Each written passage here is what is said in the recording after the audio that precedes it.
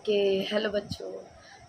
अब जिस हिसाब से 16 जून को यूपीएससी का प्रीलिम्स का एग्ज़ाम है, तो सभी बच्चों ने अपनी प्रिपरेशन जो है ऑलमोस्ट कंप्लीट कर ली होगी। अब रिवीजन का टाइम जो है चल रहा है। सबसे ज़्यादा इम्पोर्टेंट ये है कि बच्चे पढ़ काफ़ी ज़्यादा चीज़ें लेते हैं, बहुत सारे टॉपिक्स कवर कर लेते हैं। मतलब उनको लगता है कि ऑलमोस्ट सारी चीज़ें उन्होंने कवर कर ली, मतलब बहुत सारी चीज़ें वो कवर कर लेते हैं, लेकिन एंड टाइम पर रिविज़न करना जो है वो भूल जाते हैं। रिविज़न एक इम्पॉर्टेंट चीज़ है, जो मतलब ये है कि जैसे हम यूपीएससी की प्रिपरेशन करते हैं, हमने काफ़ी सारी चीज़ें पढ़ी, क्योंकि एनसीईआरटीज़ भी काफ़ी सारी पढ़ते हैं। मतलब सभी सब्जेक्ट्स की एनसीईआरटीज़ को कवर करते हैं, जिसमें हिस्ट्री की और कुछ 8th से लेके क्लासेस के बच्चे जो हैं वो एनसीईआरटीज़ कवर करते हैं। हिस्ट्री की बुक्स हो गई, बाकी आपकी ज्योग्राफी, पॉलिटी, इन सब की बुक्स हो गई, उनकी एनसीईआरटीज़ हो गई। फिर आपकी पॉलिटी वगैरह हो गया, और साइंस, इन सब की जो कुछ एनसीईआरटी किताबें होती हैं वो पढ़ते हैं। उसके बाद जो कुछ एक्सेप्शनल और उससे थोड़ी सी एडवांस लेवल की बुक होती है वो पढ़ते हैं। एनसीईआरटी के साथ साथ थोड़ी सी एडवांस की जो लेवल की बुक्स होती हैं वो पढ़ते हैं। जैसे कहा जाता है कि 12th तक पॉलिटी जो है वो उनकी किताबें बच्चों के लिए एनसीईआरटीज़ काफ़ी रहती हैं, लेकिन फिर उसको एक लक्ष्मीकांत भी बताई जाती है कि लक्ष्मीकांत जो है वो भी काफ़ी अच्छी बुक है, जिसमें से ज़्यादातर क्वेश्चन वो कवर करते हैं। तो हमें एनसीईआरटी के साथ जब उन किताबों को पढ़ते हैं, उसके बाद बच्चे करंट अफेयर्स को भी उनको भी पढ़ते हैं।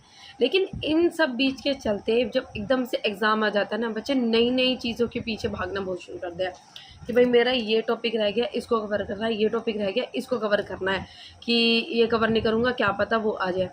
लेकिन हम एक चीज़ ये भूल जाते हैं कि जो हमने जो पढ़ा, क्या हमें वो सारा याद है? वो सारी चीज़ें याद है जो हमने अभी तक पढ़ी हैं? वो सब चीज़ हम उसको अच्छे से याद कर पा रहे हैं, या फिर उसका हमने अच्छे से रिविज़न कर लिया? वो चीज़ हम भूल जाते हैं। तो इसलिए जितना हमने प्रीवियस पढ़ा है, हमारे लिए बहुत ज़्यादा इम्पोर्टेंट है कि हम उसको पहले जाके रिवाइज़ करें, इससे पहले कि हम नया पढ़ें। अभी भी कुछ दिन बचे हैं, तो नया पढ़ने से ज़्यादा बेटर होगा कि हम लोगों ने जो नोट्स बनाए हैं प्रीलिम्स के लिए, जो नोट्स बनाए हैं, जो तैयारी अभी तक की है, जितना अभी तक पढ़ा है, ये इतने दिन उसके रिवीजन में लगा दो। और सबसे ज़्यादा अच्छी बात है, जैसे कि प्रैक्टिस, क्वेश्चंस की प्रैक्टिस जो है वो भी काफ़ी अच्छा है कि क्वेश्चंस की जितनी हो सके उतनी क्वेश्चंस की प्रैक्टिस करें। क्वेश्चंस की प्रैक्टिस के साथ हमारे साथ क्या होगा कि जितना हमने पढ़ा है वो तो हमारा टॉपिक रिवाइज हो ही जाएगा, साथ में हमारे लिए एक प्रैक्टिस भी हो जाएगी कि हमने जो एमसीक्यू जिनको हम अब अटैम्प्ट करने वाले हैं आगे 16 जून को, तो उसमें क्या होगा, मुश्किल हमने उसकी भी प्रैक्टिस पहले से कर ली है। तो कहा जाता है कि जितने से ज़्यादा से ज़्यादा हो सके क्वेश्चंस की प्रैक्टिस जो है वो काफ़ी ज़्यादा इंपॉर्टेंट है। और ये भी ज़्यादा इंपॉर्टेंट है कि जितना हमने पढ़ा है उसको भी रिवाइज़ करना बहुत ज़्यादा इंपॉर्टेंट है। तो ये 2 चीज़ें काफ़ी इंपॉर्टेंट है, एक तो क्वेश्चन आंसर्स की प्रैक्टिस करना, दूसरा जितना अभी तक पढ़ा है यूपीएससी के लिए, प्रीलिम्स के लिए जो एग्ज़ाम देना, उसका सबसे पहले रिवाइज़ करना, ठीक है? रिवीजन बहुत ज़्यादा इंपॉर्टेंट है कि हमने जितना पढ़ा है वो, कि मतलब वो ना निकले, उसमें से कुछ क्वेश्चन आ जाए, भले ही कुछ नया आ रहा हो वो अलग बात है, लेकिन जितना हमने पढ़ा है उसमें से हमने, अगर उसमें से कोई क्वेश्चन आता है वो उसको ज़रूर अटेम्प्ट करें, ताकि बाद में उसका पछतावा ना हो या मैंने पढ़ा था उसको मैंने रिविज़न क्यों नहीं किया। क्योंकि बहुत ज़्यादा फिर बाद में पछतावा हो जाता है कि जो मैंने पढ़ा उसमें से क्वेश्चन आया, लेकिन मैं उसको अटेम्प्ट नहीं कर पाई। तो ये काफ़ी डिफ़िकल्ट होती है, मतलब ये एक बहुत ही पछतावे वाली कंडीशन हो जाती है कि मैं उसको एंड टाइम पे पढ़ लेता तो मेरा जो क्वेश्चन है वो अच्छा चला जाता था। तो इस वजह से जितना अभी तक पढ़ा है वो काफ़ी इंपॉर्टेंट है कि उसको पहले रिवाइज़ करें, जितना अभी तक पढ़ा है। एनसीईआरटी से मतलब ऐसा नहीं कि पूरा डीपली पढ़ा जाए, कि जितना हमने, जब कोई भी हम बुक पढ़ते हैं, जैसे कुछ बच्चे होते हैं बुक्स पढ़ के नोट्स बना लेते हैं, कुछ होते हैं कि बुक्स में ही अंडरलाइन करते चले जाते हैं। तो पहले जो हमने अंडरलाइन किया बुक में, क्योंकि अब एंड टाइम में कुछ ज़्यादा है, वो नहीं कि हम पूरा ही पढ़ें, तो एंड टाइम में हमने जितना भी लास्ट टाइम पे हम देखा जाए तो लास्ट टाइम पे जितना भी हमने पढ़ा है, जैसे हमें कुछ अंडरलाइन किया है, तो उन इम्पोर्टेंट पॉइंट्स को हम क्या है उनको पढ़ते चले जाएं, जितने हमने नोट्स बनाए उनको कवर करते चले जाएं, ताकि हमें जो चीज़ें जो हमने पढ़ी हैं वो हमें याद हो जाए दोबारा से। और जो हमने करंट अफेयर्स पढ़े हैं, करंट अफेयर्स को भी दोबारा से रिवाइज़ किया जाए।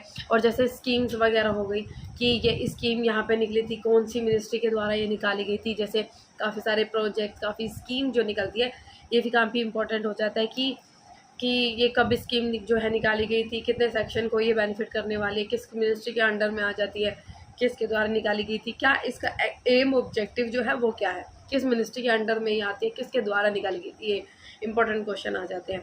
और फिर जीआई टैक्स वगैरह हो गए, वो सब चीज़ें आ जाती हैं।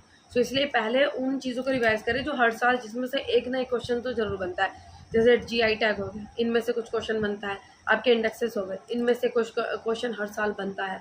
तो GI इंडेक्स है। फिर उसके बाद जैसे वो क्या कहते हैं बजट में से क्वेश्चन जो है वो हर बार बनता है। और इस बार मोस्ट इम्पॉर्टेंट क्या टॉपिक है, इलेक्शंस का तो बहुत ही ज़्यादा इम्पॉर्टेंट है, जिसमें प्राइम मिनिस्टर के बारे में कि कौन से आर्टिकल के अंडर में आते, कैसे इनका सिलेक्शन जो है वो किया जाता है, किसके द्वारा इनका सिलेक्शन होता है, किसके द्वारा इनको हटाया जाए, किस प्रकार से प्राइम मिनिस्टर को चुना जाता है, इस हिसाब से लोकसभा के इलेक्शन, इन सब चीज़। Election is most important topic in the polity में इलेक्शन का काफ़ी इंपॉर्टेंट टॉपिक है। और इस बार ज़्यादातर क्वेश्चंस पॉलिटी में इसी इलेक्शन से और एंटी डिफेक्शन लॉ से और ईडी इन्फोर्समेंट डायरेक्टर से लॉ से, इनसे ही क्वेश्चन जो है वो पूछे जाएंगे, क्योंकि ईडी भी काफ़ी ज़्यादा चर्चा में रही है, एंटी डिफेक्शन लॉ भी काफ़ी ज़्यादा चर्चा में रहा है, और प्राइम मिनिस्टर जो है लोकसभा इलेक्शन मतलब इनके भी जो है इलेक्शन जो है वो भी काफ़ी ज़्यादा चर्चा में रहा है। तो इनसे काफ़ी इंपॉर्टेंट क्वेश्चन पूछे जाएंगे। और इस तरीके का भी क्वेश्चन पूछा जा सकता है, जैसे as a post CM post पर हैं तो उनको जैसे कि जेल में डाल दिया जाए, तो इस तरीके की कौन से आर्टिकल्स के अकॉर्डिंग या फिर कौन सी ऐसी चीज़ें हैं जो हमारे कॉन्स्टिट्यूशन में सब चीज़ें कहती है, किन फंडामेंटल राइट्स के अकॉर्डिंग जो है वो बाहर आ सकते हैं। इस तरीके से भी चीज़ें पूछी जा सकती हैं, अपनी करंट जो हमने चीज़ें पढ़ा है उसको करंट अफेयर से कनेक्ट करके। तो ये काफ़ी इंपॉर्टेंट टॉपिक्स हैं जो हमने बताए हैं।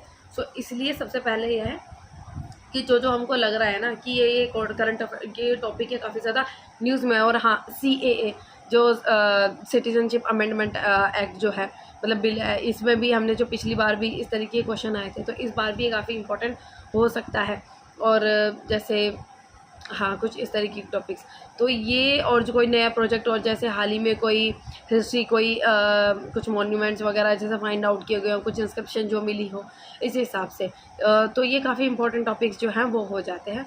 तो इसीलिए सबसे ज़्यादा इम्पॉर्टेंट है कि सबसे पहले जो हमको लग रहा है कि ये आ सकते हैं, और इन टॉपिक्स में से कुछ ऐसी चीज़ें जिसमें हर साल एक क्वेश्चन बनता है, एक ना एक क्वेश्चन बनता है। ऐसे टॉपिक्स हैं जिसमें हर साल एक क्वेश्चन बनता है, फंडामेंटल राइट से direct principle of state policy, इन सब चीज़ों से एक ना एक क्वेश्चन जरूर बनता है। तो उन टॉपिक्स को पहले कवर किया जाए, रिवीजन किया जाए, और जितने से ज़्यादा हो सके MCQ क्वेश्चंस की प्रैक्टिस की जाए। उससे हमारा क्या होगा, माइंड सेट उस हिसाब से तैयार हो जाएगा कि हमको किस हिसाब से एलिमिनेशन की भी टेक्निक पता चल जाएगी।